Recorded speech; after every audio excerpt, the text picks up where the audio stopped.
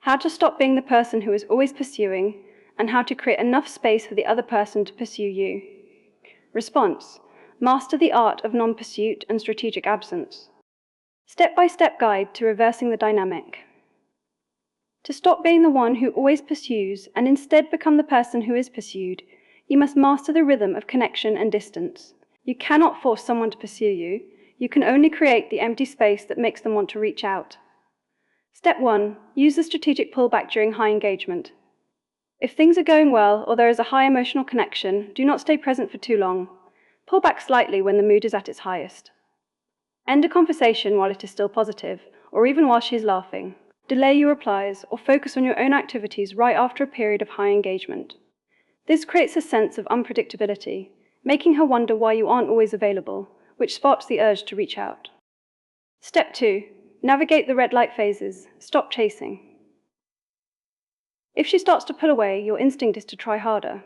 This is a mistake. You must do the opposite. If it is a soft red light, meaning her replies slow down, reduce your availability. Do not initiate as often and focus more on your own life. If it is a hard red light or a blackout phase, meaning she asks for space or shows coldness, give her genuine space. Stop initiating contact and reply politely but briefly if she messages you. Silence communicates self-respect and emotional stability, which is the strongest way to trigger her curiosity. Step 3. Distinguish between tests and genuine effort. Once you have created space, she will eventually reach out. You must not fall back into pursuing too early. Identify a test. If she sends a low-effort message, such as, "Hey," or a random meme, this is a test to see if you are still waiting for her. Respond with calm brevity. Do not jump back into heavy emotional conversation immediately. Identify genuine effort. If she shows vulnerability, such as, "I miss talking to you," or "I've been thinking about us," this is genuine effort. Only now should you respond warmly and return to a state of connection. The biggest mistake. The biggest mistake people make is increasing their effort when the other person pulls away.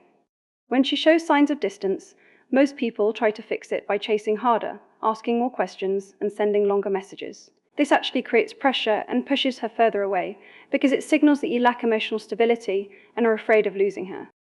Personal advice for mastering attraction. My best advice: your primary focus should always be your own life, your own passions, and your own growth. When you are truly invested in yourself, your way of being busy or unavailable doesn't feel like a game, it feels natural. People are naturally drawn to someone who has a fulfilling life that doesn't depend solely on their presence.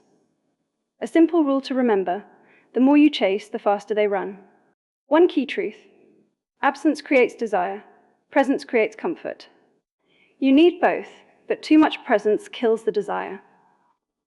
The golden rule: match her energy, but always keep a reserve of your own. If she gives 50%, don't give 100% to compensate. Give 50% and use the other 50% to focus on yourself. The simple formula for attraction, self-respect plus strategic absence, divided by predictability, equals high attraction or pursuit. Thank you for using the ultimate edition of Love Map. Make sure to like and subscribe our Love Map YouTube channel so you will know what the latest update on this powerful AI model